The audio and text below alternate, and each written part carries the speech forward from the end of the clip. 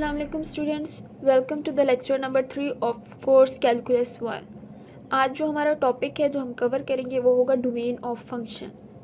तो इस टॉपिक में सबसे पहले हम ये देखते हैं कि डोमेन होती क्या है, इसकी डेफिनेशन को देखते हैं। फिर उसके बाद हम देखेंगे कि डोमेन फाइंड कैसे करते हैं डिफरेंट फंक्शंस की। कुछ स्पेसिफिक रूल्स हैं जिनको आप जो है वो इजीली रिमेंबर कर सकते हैं।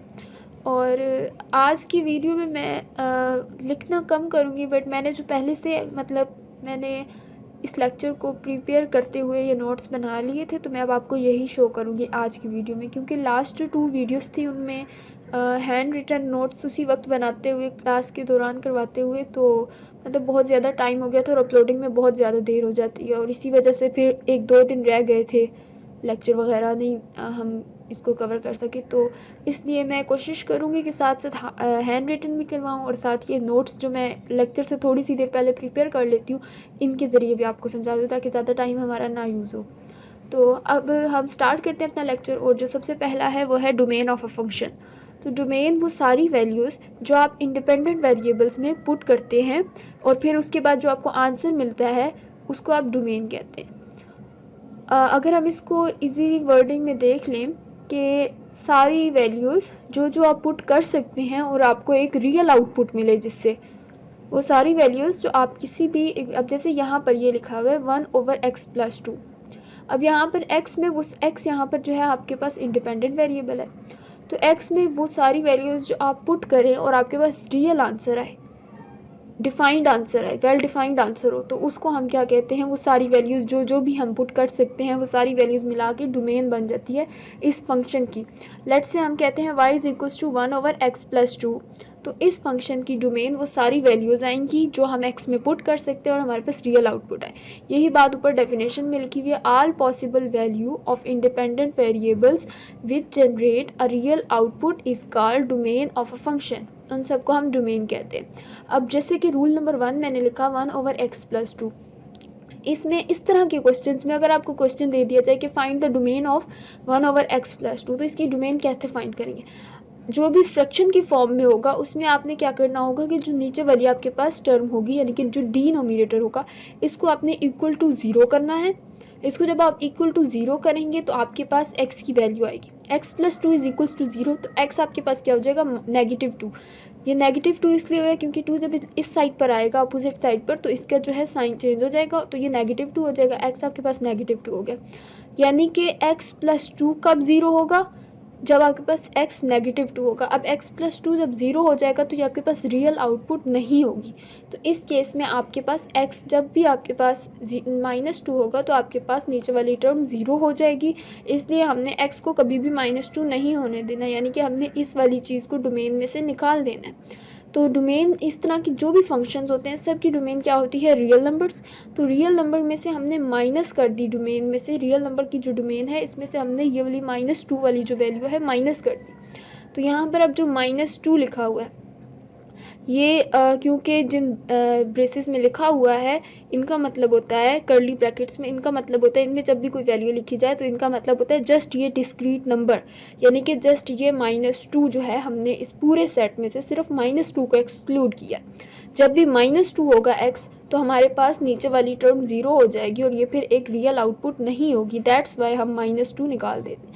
जब भी आपके पास इस तरह का क्वेश्चन आएगा 1/x+2 वाला, यानी कि जिसका जो फ्रैक्शन फॉर्म में होगा, तो आप नीचे वाली टर्म को जो है वो = 0 पुट करेंगे, और जब आप इसको = 0 पुट करेंगे तो आपके पास x की जो भी वैल्यू आएगी वो वैल्यू आप इसकी रियल नंबर के सेट में से माइनस कर देंगे, तो वो आपके पास डोमेन आ जाएगी।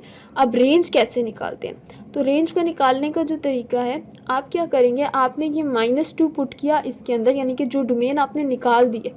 जब डोमेन इसकी सारी रियल नंबर है तो रेंज भी इसकी सारी रियल नंबर होगी, लेकिन क्योंकि डोमेन में से आपने -2 को निकाला है, तो जो -2 आपने निकाल दिया इसको इसमें पुट करेंगे, तो जो भी आपके पास वैल्यू आएगी, वो सारी वैल्यूज़ जो डोमेन की होती हैं वो आप फंक्शन में पुट करते हैं, जो आंसर आते हैं वो सारे आंसर्स आपके पास रेंज होते हैं, रेंज का सेट फिर वो बन जाता है। जो भी आपके पास आंसर्स आते हैं डोमेन के सेट्स में से वैल्यूज़ पुट करने से, तो वो रेंज का सेट बन जाता है। अगर आपने -2 निकाल दिया है डोमेन की, रियल नंबर की डोमेन में से, तो ये -2 जब आप इसमें पुट करेंगे तो जो वैल्यू आएगी इसका भी तो आंसर होगा ना। अगर ये इसके अंदर मौजूद होता इसकी डोमेन में, तो इसका जो आंसर होता वो रेंज में मौजूद होता, लेकिन अब ये मौजूद नहीं है, तो इसका जो आंसर है वो भी आपको निकालना पड़ेगा इस सेट में से। ये चीज़ आपने इधर से निकाल दी कि रियल नंबर का सेट है लेकिन इसमें से -2 नहीं है, तो -2 की वजह से जो वैल्यू आती है वो वैल्यू भी आपको रेंज के सेट में से फिर निकालनी पड़ेगी। अब जैसे कि रूल नंबर 2 है, तो यहाँ पर आपके पास फंक्शन क्या होगा, √x -2। तो इस तरह के क्वेश्चन में जहाँ पर आपके पास फ्रैक्शन फॉर्म में ना हो और आपके पास अंडर रूट की फॉर्म में हो, तो ऐसे क्वेश्चन में आपने अंदर वाली जो वैल्यू होगी x -2 जो इसके अंदर अंडर रूट के अंदर आ रहा है, उस वैल्यू को आपने >= 0 लिखना है और फिर x की वैल्यू निकाल लेनी है। -2 इस तरफ आके +2 हो जाएगा, x > 2 हो गया, यानी कि इसकी डोमेन x > 2 है। इसकी जो डोमेन है वो आपको x > 2 मिल गई। अब जो इसकी रेंज है उसके लिए आप ये करेंगे कि जो अंडर रूट की फॉर्म में फंक्शंस होते हैं, क्योंकि अंडर रूट के आउटसाइड पर पॉजिटिव नेगेटिव दोनों होता है, यानी कि अगर आप 4 का अंडर रूट लेते हैं, मैं मतलब सिर्फ आपको 4 का अंडर रूट बता रही हूँ, तो आपके पास पॉजिटिव नेगेटिव 2 आंसर आएगा, यानी कि बाहर पॉजिटिव नेगेटिव 2 लाजमी होता है। तो इसलिए क्योंकि पॉजिटिव नेगेटिव 2 लाजमी होता है, तो इसलिए अब इस केस में भी तो पॉजिटिव नेगेटिव होगा अंडर रूट के बाहर। इसका मतलब है कि पॉजिटिव वैल्यूज़ भी होंगी और नेगेटिव वैल्यूज़ भी होंगी इसकी रेंज में, जो आपके पास आंसर आएंगे जब यहाँ पर कोई वैल्यू आप पुट करेंगे। लेट्स से कि अगर मैं यहाँ से, उन्होंने क्या x > 2 है, आप 2 ले लें सबसे पहले क्योंकि इक्वल भी है, तो आपके पास 0 आ गया। अब आपके पास 0 आ गया, 0 के साथ पॉजिटिव नेगेटिव लगाने की ज़रूरत नहीं है क्योंकि 0 की लिए ज़रूरत नहीं होती। तो 0 आ गया, इसका मतलब है 0 तो आपकी रेंज में होगा, जो आंसर्स आते हैं वो रेंज के सेट में आते जाते हैं। 0 आ गया। अब आप इसके बाद एक ग्रेटर वैल्यू लेंगे, क्योंकि छोटी तो आप नहीं ले सकते, बड़ी ही लेनी है। 2 यूज़ कर लिया, अब आप 3 लें, 3 - 2 तो आपके पास आ जाएगा 1। जो 1 आंसर होगा उसका अंडर रूट लेंगे तो आपके पास 1 ही रहेगा। 1 जब आंसर आया तो पॉजिटिव नेगेटिव 1, √1 क्या होता है, पॉजिटिव नेगेटिव 1 हो जाएगा, क्योंकि पॉजिटिव नेगेटिव बाहर होता है हर अंडर रूट के बाहर। तो पॉजिटिव नेगेटिव 1 से ये पता चला कि इसमें पॉजिटिव वैल्यूज़ भी हैं और इसमें नेगेटिव वैल्यूज़ भी होंगी। 0 भी मिल गया, पॉजिटिव वैल्यूज़ भी आएंगी और नेगेटिव। इसी तरह आप जिस तरह वैल्यूज़ बढ़ाते जाएँ, इसमें ऐड करते जाएँ, पुट करते जाएँ, आपको आंसर्स पॉजिटिव में भी मिलेंगे और नेगेटिव में भी मिलेंगे। तो इसका मतलब हुआ कि इसकी जो रेंज होगी वो आपके पास ऑल रियल नंबर्स होगी, सारे आ सकते हैं, पॉजिटिव वैल्यूज़ भी आ सकती हैं, नेगेटिव वैल्यूज़ भी आ सकती हैं और 0 भी आ सकता है। तो लिहाजा ऑल रियल नंबर्स इसकी रेंज होगी। रेंज फाइंड करने का एक मतलब इजी जो प्रोसेस है, क्योंकि रेंज कहते हैं बहुत मुश्किल होती है फाइंड करना, तो यहाँ पर ये है कि आप डोमेन की शुरू की 2-3 वैल्यूज़ ले लें, एंड की 2-3 वैल्यूज़ ले लें, दरमियान में से मतलब 0 ले लें, पॉजिटिव साइड से कोई वैल्यू ले लें डोमेन की, नेगेटिव साइड से कोई वैल्यू ले लें और आप पुट करके फंक्शन में चेक करें कि आपके पास आंसर किस किस्म के आते हैं। अगर आपके पास 0 भी आ रहा है और नेगेटिव और पॉजिटिव दोनों किस्म की वैल्यूज़ आ रही हैं, तो आप इसकी रेंज फिर लिख देंगे कि ऑल रियल नंबर्स है। लेकिन अगर सारी पॉजिटिव वैल्यूज़ नहीं है, मतलब एक सिर्फ पॉजिटिव वैल्यूज़ की साइड पे आ रहा है, 0 आ रहा है और पॉजिटिव वैल्यूज़ आ रही हैं, या किसी स्पेसिफिक नंबर से शुरू हो रहे हैं, यानी कि 2 से ग्रेटर वैल्यूज़ शुरू हो रही हैं, आपने पुट किया और आपके पास फंक्शन में स्केयर भी यूज़ है। अब ये आगे हम एग्जांपल्स करेंगे तो ज़्यादा क्लियर हो जाएगा, लेकिन अभी मैं थोड़ा सा कॉन्सेप्ट दे रही हूँ कि अगर आपके पास फंक्शन में स्केयर भी मौजूद है तो आप एक्स की जो वैल्यू नेगेटिव भी पुट करेंगे डोमेन में से, अगर डोमेन ऑल रियल नंबर्स है और फंक्शन आपके पास एक्स स्केयर का है, तो मतलब जब आप आंसर लिखेंगे, इसकी रेंज लिखेंगे, तो वो 0 से इन्फिनिटी होगा। वो इसलिए होगा क्योंकि जब भी आप इसके अंदर वैल्यू पुट करेंगे नेगेटिव वाली, तो वो स्केयर की वजह से ऑटोमेटिकली पॉजिटिव हो जाएगी। तो रेंज में आपके पास वैल्यू नेगेटिव नहीं आ सकती, क्योंकि आपके पास फंक्शन स्केयर का है, तो मतलब सारी वैल्यू पॉजिटिव में आएंगी। यहाँ पर ये जो नेक्स्ट क्वेश्चन है, इसमें डिनोमिनेटर में एक्स स्केयर माइनस एक्स है, तो आप एक्स को कॉमन ले लेंगे सबसे पहले। जब आप एक्स को कॉमन लेंगे तो आपके पास आ जाएगा x into x minus 1 denominator में। तो आप इसको जब क्योंकि नीचे मैंने कहा था डिनोमिनेटर को आप हमेशा इक्वल्स टू 0 कर देते हैं, जब आप इसको इक्वल्स टू 0 करेंगे तो आप इसके फैक्टर्स निकाल लें, जैसे कि x इज़ इक्वल्स टू 0 और x minus 1 is equals to 0। तो x minus 1 is equals to 0 आपको x इक्वल्स टू 1 दे देगा। यहाँ अगर आप देखें x और x माइनस 1 हो गया यहाँ पर, और फिर उसके बाद आपने x को 0 कर दिया, ये एक फैक्टर बन गया। दूसरा factor x minus 1 equals to 0 से x इज़ इक्वल्स टू 1 निकाल लिया। अब 0 और 1 पर आपके पास नीचे वाली टर्म 0 हो जाती है, यानी कि रियल आउटपुट नहीं होती। तो आपने डोमेन में से 0 और 1 को एक्सक्लूड कर दिया। यहाँ पर कर्ली ब्रैकेट्स लगाई हैं, जिसका मतलब होता है कि डिस्क्रीट 0 और 1 नंबर, इसकी फिर जो डोमेन होगी वो होगी रियल नंबर्स माइनस 0 1। ये 0 1 जस्ट हमारे पास डिस्क्रीट सेट है, यानी कि सिर्फ 0 और 1 का नंबर है, इसके अलावा इनके दरमियान के या इस तरह का कोई इसके अंदर सीन नहीं होगा। जब रेंज निकालनी होगी तो वही फार्मूला यूज़ करेंगे कि हम अगर आप इसमें ज़ीरो पुट करें, सबसे पहले अगर आप इसमें ज़ीरो पुट करते हैं तो आपके पास आ जाता है आंसर 1/0। 1/0 इन्फिनिटी होता है, तो आप इस एक तो इन्फिनिटी इसकी रेंज में आ गया। और अगर आप इसमें 1 पुट करते हैं तो भी यही इन्फिनिटी यूज़ हो रहा है, ठीक है। एक तो ये तरीका आ गया जिससे आपको इन्फिनिटी मिल गया। अब दूसरा रेंज निकालने का जो तरीका हुआ वो ये होगा कि आप ये देखेंगे कि आप जब भी इसमें 0 और 1 आप नहीं डाल रहे ना, और जब आप इसमें पॉजिटिव वैल्यूज़ डालेंगे, नेगेटिव वैल्यूज़ डालेंगे, एक तो 0 1 का आपको पता चल गया यहाँ से कि इन्फिनिटी आता है तो इन्फिनिटी तक जा रहा है। अब जो दूसरा रेंज, ये जस्ट एक इसमें बताना है, लेकिन जो मेन तरीका है रेंज फाइंड करने का, जो इम्पॉर्टेंट है, जिसको आप ज़्यादा मतलब आप जिसको इजीली आप जिससे फाइंड कर सकते हैं रेंज, वो ये है कि आप इसमें नेगेटिव वैल्यूज़ डालें डोमेन में से लेके, फिर आप इसमें डोमेन में से लेके पॉजिटिव वैल्यूज़ डालें, फिर आप इसमें ज़ीरो डाल के चेक करेंगे क्या आंसर आता है, तो आपको पता चलेगा कि आप किस तरफ जा रहे हैं। अगर आप इसमें पॉजिटिव वैल्यूज़ डालते हैं, लाइक मैं कहती हूँ कि अगर आप इसमें 1 तो चलो इसकी डोमेन में है ही नहीं, तो 1 से कोई बड़ी पॉजिटिव वैल्यू ले लेते हैं, जैसे हम कहते हैं 2 लेते हैं, तो 2 का स्क्वायर होता है 4। यहाँ पर आप लिख देंगे 4 माइनस 2, तो आपके पास आ गया 1/2, यानी कि आपके पास पॉजिटिव वैल्यू आ गई। अब अगर आप इसके अंदर कोई माइनस की वैल्यू यूज़ करते हैं, कोई नेगेटिव वैल्यू यूज़ करते हैं, लेट्स से -2 ले लेते हैं, तो यहाँ पर आ जाएगा 4, क्योंकि स्क्वायर है तो माइनस का स्क्वायर पॉजिटिव हो जाएगा। 4 माइनस -2, यहाँ पे x की जगह -2 होगा तो वो माइनस इस माइनस के साथ मल्टीप्लाई होकर प्लस कर देगा। 4 + 2 = 6, तो 1/6 आ जाएगा। यानी अगर आप माइनस वैल्यू पुट करते हैं, नेगेटिव वैल्यूज़ पुट करते हैं, तब भी आपके पास पॉजिटिव वैल्यू आ रही है, और जब आप पॉजिटिव पुट करते हैं तब भी पॉजिटिव आ रही है। अब आप ये देखेंगे कि क्या डोमेन में कोई ऐसी चीज़ है जिसको आप इसमें पुट करें तो आपका ओवरऑल आंसर 0 आ जाए। 0 नहीं आ सकता इसमें, क्योंकि ऊपर हमारे पास 1 आ गया, ठीक है। अगर ऊपर 1 ना होता, यहाँ x होता ऊपर, तो आप इजीली कह देते कि ठीक है जी 0 आ सकता है, लेकिन x में से आपने 0 निकाल दिया, दैट्स वाई डोमेन में से आपने यहाँ पे भी 0 निकाल दिया, तो अगर x भी होता तो भी 0 नहीं आ सकता था ऊपर, क्योंकि एक कांस्टेंट टर्म है, तो आप अब ये नहीं कह सकते कि इसमें 0 आएगा। दैट्स वाई इसकी जो रेंज होगी उसमें आप 0 उससे एक्सक्लूड होया हुआ है, यानी कि क्योंकि 1/2 होता है 0.5, 1/2 0.5 होता है। इसी तरह 1/6 जो है वो और स्मॉल वैल्यू हो जाएगी, तो मतलब 0 जो है वो नहीं आ सकता, लेकिन 0 की तरफ जाते हुए जो स्मॉलर वैल्यूज़ होंगी वो आ सकती हैं।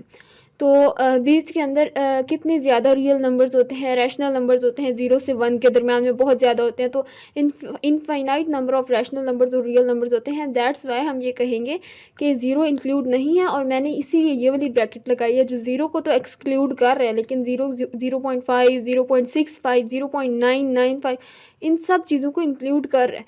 0 इंक्लूड नहीं है, बट 0 से इन्फिनिटी तक सब इंक्लूड है।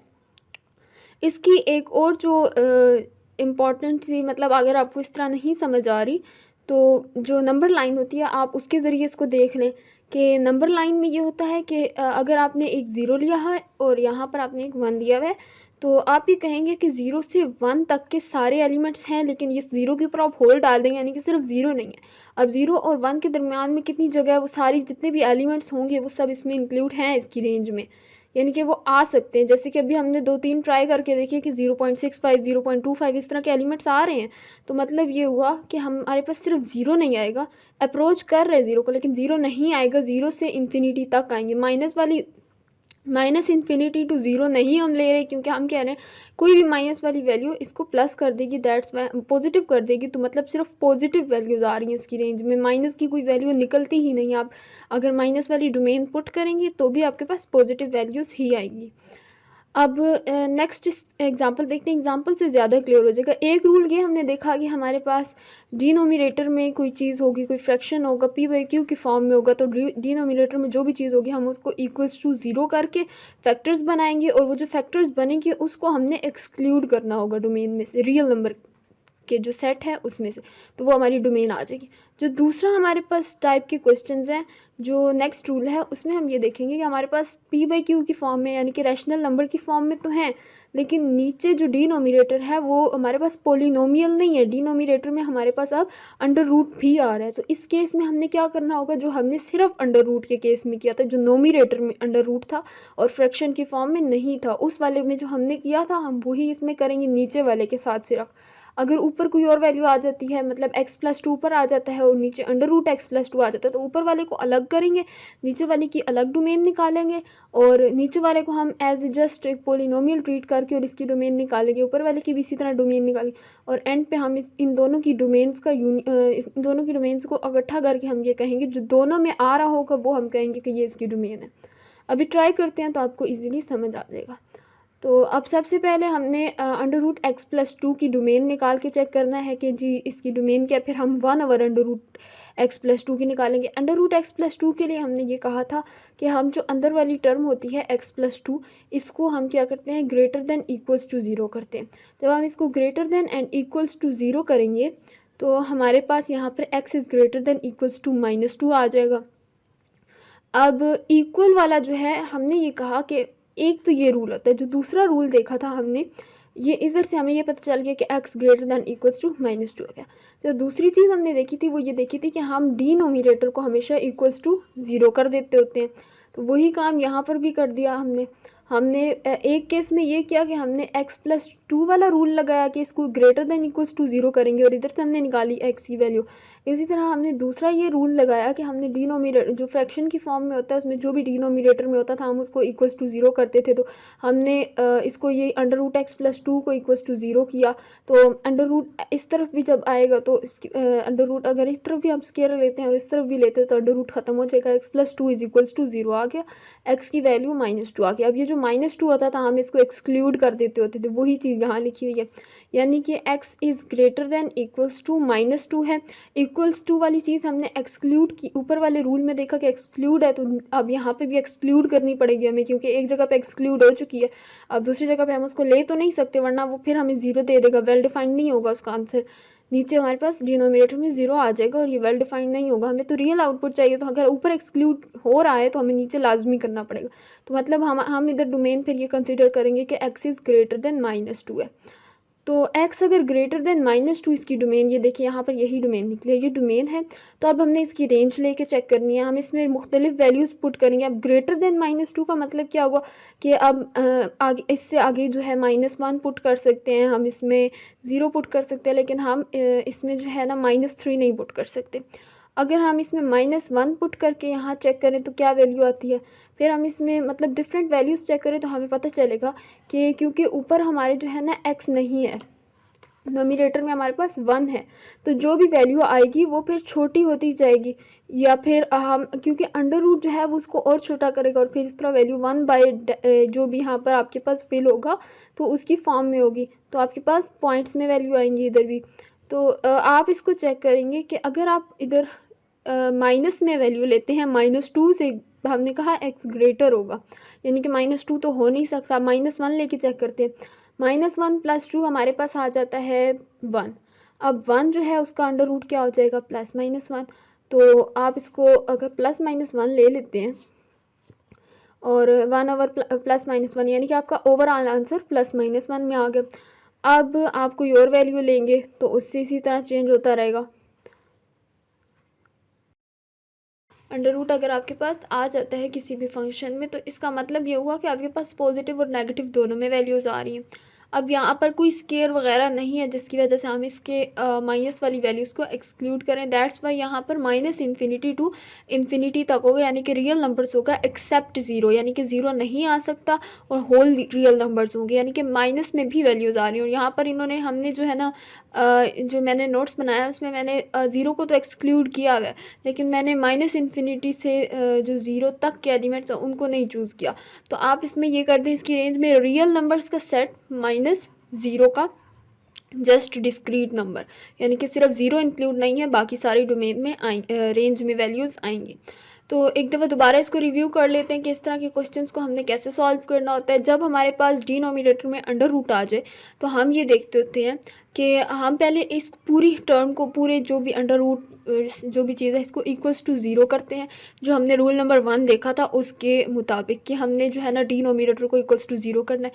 जो भी एक्स की वैल्यू आएगी उसको हम एक्सक्लूड कर देंगे, इसके अलावा उसको हम एक्सक्लूड करेंगे। और इसके अलावा जो सेकंड हमारे पास रूल होगा इस तरह के क्वेश्चन में वो ये होगा कि हम साथ ये देखेंगे कि जो हमारे पास अंडर रूट के अंदर की चीज़ है उसको हम greater than equals to zero करेंगे, और फिर हम इन दोनों को कंबाइन करेंगे कि जब इसमें एक्सक्लूड हो रहा है तो इसमें भी वो चीज़ एक्सक्लूड करेंगे। जो हमारे पास फाइनल आंसर होगा, अब जैसे हमने -2 को एक्सक्लूड किया तो वो हमारे पास डोमेन आ जाएगी।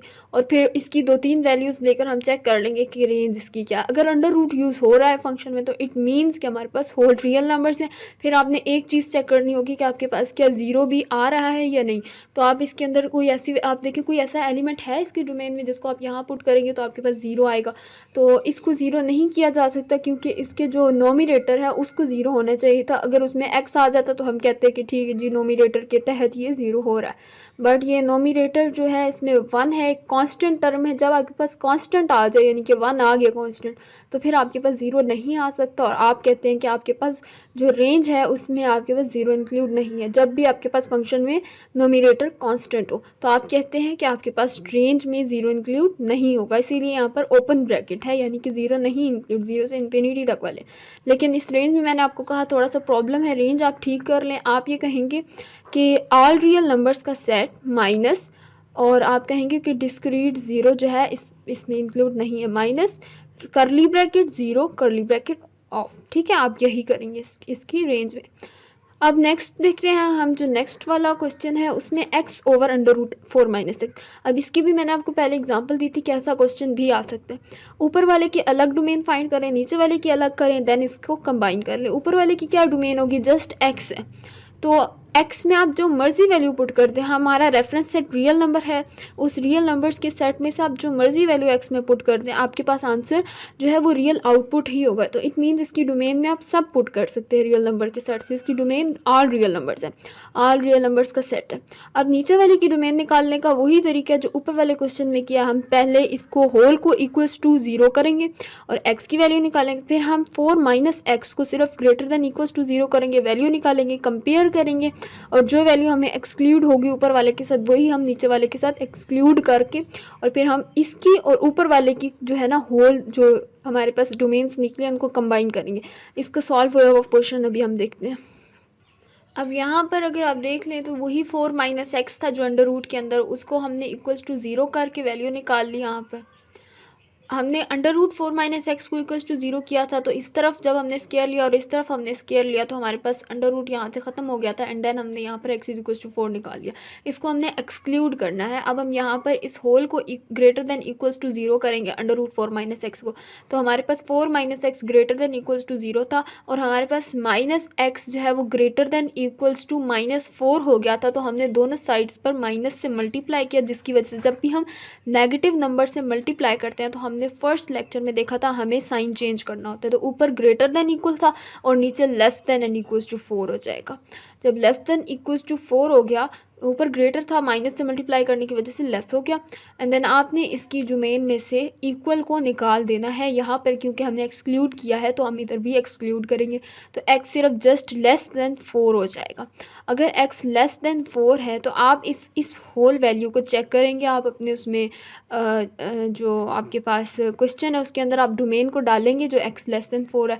इस डोमेन को डालने के बाद आपको आप अब उन्होंने कहा है ना कि x लेस देन 4 है, तो मतलब मतलब आप 5 नहीं ले सकते, आप 4 भी नहीं ले सकते, आप 3 डालें, आप इसमें 2 डालें, आप इसमें 0 डालें और फिर आप चेक करें कि आपके पास कौन कौन सी वैल्यूज़ आती हैं, उससे आपको ये रेंज मिल जाएगी।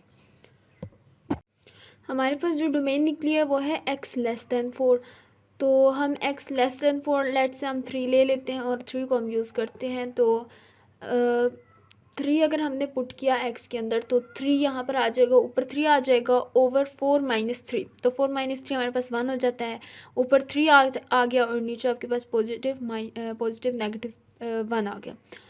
तो जिसकी वजह से आपके पास ओवरऑल क्या आ जाएगा, पॉजिटिव -3 आ जाएगा। अब हम ये देखेंगे क्या हमारी डोमेन में कोई ऐसी वैल्यू है जिसकी वजह से हमारे पास वैल्यू 0 आ जाए। तो x<4 है, कोई ऐसी वैल्यू है जो आप इधर पुट करें, कौन सी ऐसी वैल्यू जिससे इसमें हमारे पास 0 आ जाता है। तो अगर हम इधर 0 पुट करते हैं x की जगह पर तो हमारे पास 0/2 आ जाता है, जो कि हमारे पास =0 होता है। तो इसको 0 करने के लिए इस फंक्शन को हमें 0 चाहिए डोमेन में। तो हमारी डोमेन में 0 मौजूद है क्योंकि x हमारे पास <4 है। तो x <4 है तो 3 2 1 0 ये सब एलिमेंट्स हैं। तो इसका मतलब है हमारे पास 0 भी मौजूद है, प्लस वैल्यूज़ भी आ रही हैं और माइनस भी आ रही हैं। अब प्लस वैल्यूज़ कहाँ तक आएंगी और माइनस वैल्यूज़ कहाँ तक आएंगी, तो हम +-3 में देखते हैं। अब हमने फर्स्ट अगर हमने इसमें 3 पुट किया था तो हमारे पास 3 ओवर +-1 यानी कि हमारे पास +-3 तक जाएगी वैल्यू। हमारे पास डोमेन जो है वो x<4 है और जो हमारे पास डोमेन हमारे पास x<4 है और जो हमारे पास रेंज है वो हमारे पास 0 भी आ रहा है और हमारे पास पॉजिटिव वैल्यूज़ भी आ रही हैं और नेगेटिव वैल्यूज़ भी आ रही हैं। तो अब इसकी आउटर मोस्ट डोमेन रेंज क्या होगी, यानी कि जो हमारे पास रेंज में जिस तरह ऊपर वाले क्वेश्चन में सबसे लेस और सबसे स्मॉलेस्ट वैल्यू जो है वो सबसे स्मॉलेस्ट और सबसे जो है लार्जेस्ट वैल्यू कौन सी आएगी। तो हमने जिस तरह लास्ट वैल्यू जिसमें हमारे पास क्योंकि s<4 है, 4 तो हो ही नहीं सकता तो छोटा होगा 4 से, तो हमने 3 लेके चेक किया था कि हमारे पास अगर हम 3 पुट करते हैं तो हमारे पास +-3 आता है। तो इसका मतलब है हमारी रेंज जो है वो उसमें 0 भी इंक्लूड होगा और +3 और -3 तक जाएगी। और इसको जो करने का तरीका है वो ये है कि आप कहेंगे -∞, कॉमा, यहाँ पर आप -∞ लिखें, आगे आप कॉमा लिखें, उसके बाद आप लिखेंगे 3 -∞, कॉमा -3। यहाँ से लेकर अब इसमें -3 इंक्लूड है तो आप इसमें वो वाली जो क्लोज ब्रैकेट होती है वो लगाएंगे। -∞ के बाहर ओपन ब्रैकेट, कॉमा -3 और उसमें आपने क्लोज ब्रैकेट लगाई एंड देन उसके बाद आपने कहा कि -3 से ये आपके पास +3 तक है, +∞ तक नहीं है, +3 तक है। तो आप इसमें ये भी कर सकते हैं कि आप इसके साथ जस्ट ये लिख दें कि -∞, कॉमा 3 और आप -3 के बजाय आप जस्ट +3 लिखिए क्योंकि आपने कहा है कि छोटी वैल्यूज़ तो आ रही हैं लेकिन आपके पास +3 तक होगी वैल्यू। इस क्वेश्चन में जब हमने सॉल्व किया तो हमारे पास x/√4 - x जो क्वेश्चन था इसमें हमारे पास एक तो हमने इसको होल का जो अंडर रूट है √4 - x इस होल को =0 किया था तो हमारे पास x4 आ गया था। और दूसरी तरीके से हमने जब किया तो हमने 4 - x को >= 0 किया। यहाँ पर हमारे पास -x -4 से जो है वो <= था, लेकिन फिर हमने माइनस से मल्टीप्लाई किया तो माइनस से मल्टीप्लाई करने की वजह से इसका साइन चेंज हुआ तो x जो है वो <= के बजाय >4 हो गया।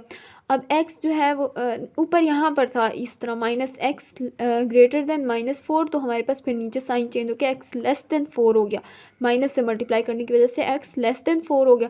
इसको x = 4 को एक्सक्लूड किया इस डोमेन में से, हमारे पास x <4 हो गया। अब हमारे पास डोमेन जो है वो x <4 आ गई। अब इसकी रेंज निकालना हमारे लिए प्रॉब्लम आ गया। तो रेंज के लिए आप क्या करेंगे, आप कोई भी 4 से छोटी वैल्यू लेके चेक कर लें। आपने 4 से एक छोटी वैल्यू जैसे कि मैंने 3 यहाँ पर लेकर चेक किया था, यहाँ पर 3 अगर आप पुट करेंगे तो 3 ओवर आपके पास +-1 आ जाएगा। तो +-1 यानी कि आपके पास +-3 आ गया ओवरऑल इसका आंसर। तो +-3 से आपको ये पता चलेगा कि क्योंकि आपने स्मॉलेस्ट वैल्यूज़ लेनी है तो आपके पास माइनस की फॉर्म में आंसर आता रहेगा। तो इसका मतलब है -∞ तक तो आंसर जाएगा, लेकिन अगर पॉजिटिव साइड पे देखा जाए तो आपके पास जो सबसे बड़ी वैल्यू होगी वो 3 होगी। 3 आ सकता है आपके पास क्योंकि आप x जो है वो 4 तो ले नहीं सकते, 5 भी नहीं ले सकते, आप 3 ले सकते हैं। मोस्ट जो आपके पास एट मोस्ट है वो 3 ले सकते हैं। तो अगर आप 3 लेकर चेक करेंगे तो आपके पास पॉजिटिव नेगेटिव 3 वैल्यू आएगी। अब अगर आप इसके अलावा 2 लेंगे तो आपके पास फिर छोटी पॉजिटिव साइड से छोटी वैल्यूज़ आएंगी। तो जो मोस्ट वैल्यू है, जो मोस्ट लार्जेस्ट वैल्यू आपके पास आएगी, ग्रेटेस्ट वैल्यू वो 3 आएगी, पॉजिटिव 3।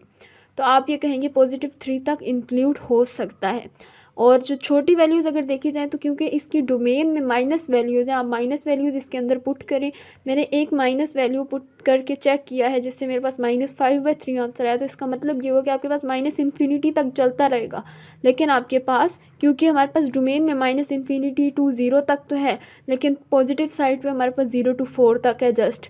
तो हम इसको इसीलिए हमने सिर्फ पॉजिटिव साइड से जो मोस्ट वैल्यू है उसको लेकर चेक किया था, और नेगेटिव साइड तो हमारे पास सारी है, तो इसका मतलब है -इन्फिनिटी तक जाएगा। पॉजिटिव साइड की वजह से जस्ट हमारे पास 3 तक जाएगा। पॉजिटिव नेगेटिव 3 है, तो इसका मतलब है -3 से आगे भी उस तरफ और भी जा सकते हैं, स्मॉलेस्ट हो सकते हैं बिकॉज ऑफ इट्स डोमेन। लेकिन प्लस वाली साइड पे जस्ट +3 पे जाके ये ख़त्म हो जाएगी इसकी रेंज। नेक्स्ट क्वेश्चन देखते हैं। अब इस तरह के क्वेश्चन में वही ऊपर जो है आपके पास √x-6 है, उसको आप ग्रेटर देन इक्वल्स टू 0 के हवाले से चेक करें। पिछले क्वेश्चंस में नीचे डिनोमिनेटर में आता था तो हम उसको इक्वल्स टू 0 करके भी चेक करते थे, बट यहाँ पर ये नोमिनेटर है और नोमिनेटर के अंदर हम इसको इस तरह नहीं चेक करते। हमने नोमिनेटर का एक जस्ट अंडर रूट वाला क्वेश्चन किया था जिसमें डिनोमिनेटर में 1 था हमारे पास। तो अगर आपके पास सिर्फ नोमिनेटर में अंडर रूट हो तो आप सिर्फ x-6 को ग्रेटर देन इक्वल्स टू 0 के इक्वल पुट करें, एंड देन जस्ट जो भी आपके पास x greater than equals to 6 है वो आपका फाइनल आंसर होता है डोमेन। लेकिन अगर आपके पास फ्रैक्शन की फॉर्म में है और ऊपर अलग नीचे अलग है तो आप ऊपर वाले को अलग और नीचे वाले को अलग सॉल्व करते हैं। नीचे वाले में आप अंडर रूट नहीं है तो ये ईजी हो गया, यानी कि x-8 इक्वल्स टू 0 कर दें। x की जो भी वैल्यू आएगी उसको डोमेन में से आपने एक्सक्लूड करना है। ऊपर वाले को आपने उसी तरह जिस तरह जस्ट नीचे अगर 1 हो तो उस केस में सॉल्व करते तो उस तरह किया तो आपके पास x greater than equals to 6 हो गया। अब इन दोनों को इकट्ठा अगर आप करें तो अब आपको यहाँ से ये पता चल रहा है कि x ग्रेटर देन 6 है। x ग्रेटर देन 6 है तो मतलब इसमें 8 भी आएगा, क्योंकि 8 जो है वो ग्रेटर देन 6 होता है। तो अब यहाँ पर एक्सक्लूड हमने इसको करना था, तो हम इसकी वजह से जो डोमेन आई है उसमें से 8 को एक्सक्लूड करेंगे। इसकी वजह से डोमेन आने का यही मतलब है कि 8 इंक्लूड है, बट इससे हमने कहा कि हम इसमें से एक्सक्लूड करेंगे इस कंडीशन के तहत। तो डोमेन में हमने यही कहा कि हमारे पास x greater than equals to 6 ये इसकी डोमेन थी, लेकिन फिर हमने कहा कि ये वाली चीज़ एक्सक्लूड करनी है तो हमने इसको डिस्क्रीट नंबर्स में लेते हुए इसको हमने इसमें से एक्सक्लूड कर दिया। इसमें यही इसका अब रेंज में आपने ये करना है। रेंज इसके लिए मैंने नहीं निकाली, आपकी होगी। आपने इसमें यही चेक करना है कि आप अगर 8 पुट करें तो आपके पास क्या आंसर आता है। उसके अलावा आप इसकी 2-3 और डोमेन में से वैल्यूज़ लेके आप चेक करें कि इसके क्या आंसर आते हैं। 0 आ रहा है किसी में से, मतलब ओवरऑल इसमें 0 आता है कोई वैल्यू पुट करने से, पॉजिटिव वैल्यूज़ आती हैं, नेगेटिव आती हैं, ये सब आप चेक करके इसकी रेंज बनाइए। जो नेक्स्ट क्वेश्चन है इसमें हमने ये किया कि similar to the previous question के जिसमें आपने ऊपर अंडर रूट देखा, नीचे आपने जस्ट ये, इसमें भी यही करेंगे। आप इसको खुद ट्राई करें, बहुत ईजी क्वेश्चन है, जस्ट सिंपल वही स्टेप्स आपने अप्लाई करने हैं और आप देखें आपके पास यही डोमेन आएगी। नहीं हुआ तो आप कमेंट सेक्शन में पूछ सकते हैं। अभी हम नेक्स्ट क्वेश्चन करते हैं। इस क्वेश्चन में अगर देखें तो हमारे पास क्वेश्चन है x+2 ओवर ब्रैकेट में आपके पास √x-2 और आपके पास x+1 है। तो इसमें आपने पहले ऊपर वाले को अलग सॉल्व करना है, नीचे वाले को अलग सॉल्व करना है। और आप देख लें नीचे वाले को अगर आप सॉल्व करेंगे तो इस दफ़ा आपके पास 2 चीज़ें हैं।